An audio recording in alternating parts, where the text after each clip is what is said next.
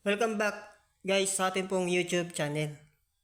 So, ang ating pong pag-uusapan dito, kung tayo po ay magpapagawa po ng bubida, magpapasiling po tayo, dapat wag po natin gagamitin yung hardiplex. So, dapat ang kailangan na gamitin natin ay mas mainam pa po yung PVC panel. Bakit po PVC ang panel lang dapat po natin kailangan? Mas mainam po yon kasi mas magaan po yung PVC panel versus sa hardiplex. So, ipapakita ko sa inyo kung hardiplex po yung ating pong gagamitin guys, ay ganito po mangyayari yung ating ceiling. So, mapapansin po natin dito, yung dugtungan po ng hardiplex to hardiplex, siya po yan guys, magkakabitak po siya or lalabas yung kanyang linya. So mapapansin po natin yan guys. Ito yung sinasabi ko sa inyo na kung kayo po yung magpapasiling, dapat wag na po tayong gagamit ng hardiplex kasi mabigat po siya. At hindi lang mabigat mga guys, ay makikita po talaga natin yun yung kanyang bikat. So hindi po maganda tignan. So sobrang pangit pag ito po yung ating gagamitin pag hardiplex. Lalo't higit mga guys, kung yung mga ceiling ay hindi po sila gaanong expert, kasi po yung pagkakabit po natin sa bikat na yan, kailangan kasi po yan guys, ilalagyan po natin ng stick well. Para yung stick well niya guys, isa po yung silbi niya para po masilan o matapalan po natin yung kanyang bitak-bitak.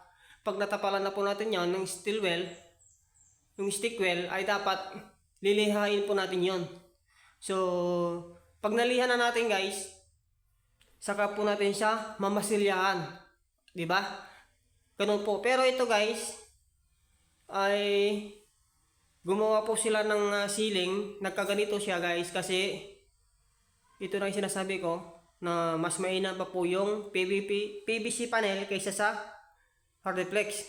So, makikita po natin, ito po yung hardiplex Diba guys? Bumitak yung hardiplex. At hindi lang bumitak, meron pong mga bigat. So hindi po maganda tignan pag hardiplex yung ating pong gagamitin dito. So kung mas mainam na lang guys na pag hardiplex ang gagamitin natin, mas mainam na lang po na gumamit po tayo ng plywood.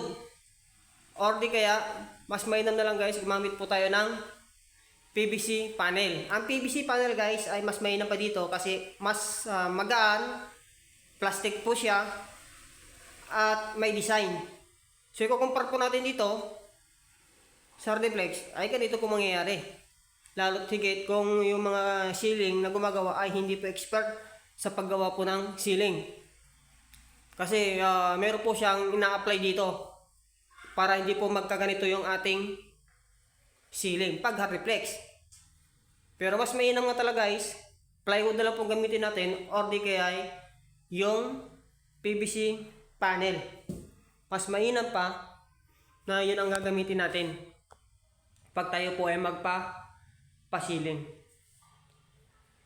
So yan kita po natin guys yung bigat. So hindi po maganda yung kinalabasan pag hardiplex. So mas mainam na lang, wag na po tayo gumamit nito. Mas mainam po PVC panel or plywood. So sana guys meron po tayong nakuhang ideya na mas maganda pang pag magpapasiling tayo ay mas maganda pa po kung hindi na hardiplex ang gagamitin natin.